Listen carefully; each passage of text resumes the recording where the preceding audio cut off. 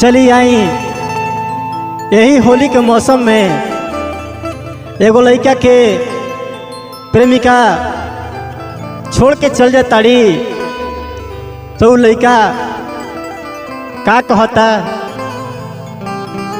आई ये गाना के माध्यम से सुनल जाओ सब है। अरे रंग डलवली हो हमसे ना बतवली हमारा के छोड़ी तो अरे सबसे लगवली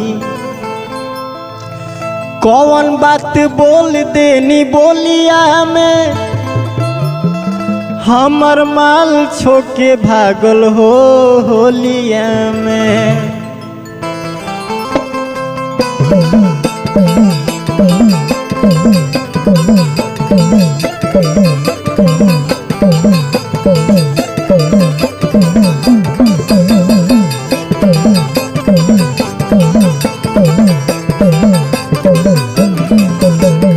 रंग डलवली हो हमसे ना बतवली हमारा के छोड़ी तो सबसे लगवली रंग डलवली हो हमसे ना बतवली हमारा के छोड़ी तो सबसे लगवली अरे कौन बात बोल देनी बोलिया में हमर माल छोके भागल हो होलिया में। एक माल छोके भागल हो होलिया में हमर माल छोके भागल हो होलिये में। एक माल छोके भागल हो होलिया में।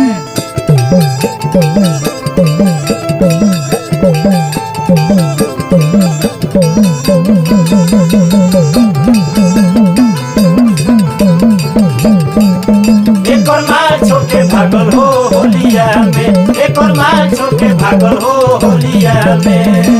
बात ना बतवली हो बात ना बतवली हो बात ना बतवली लइका जवान सब बूढ़ो के देखवली हो बुढ़ो के देखवली बात ना बतवली हो बात ना बतवली हो बात ना बतवली लइका जवान सब बूढ़ो के देखवली हो बुढ़ो के देखवली रंग ले ले बाड़ी तो चोलिए में हमर माल छोके भागल हो होलिया में। एक माल छोके भागल हो होलिया में हमर माल छोके भागल हो होलिये में। एक माल छोके भागल हो होलिया में।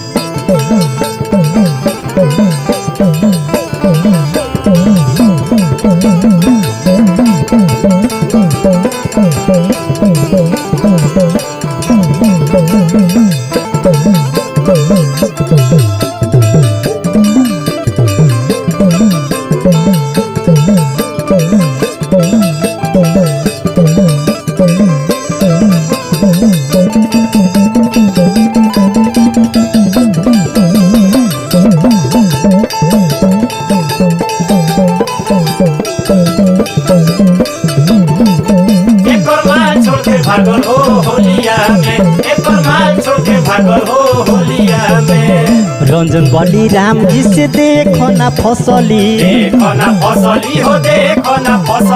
रीत सब बिहारी उनको रंगले बात असली रंजन बली राम जी से देखो ना फसली रीत सब बिहारी उनको रंगले बात असली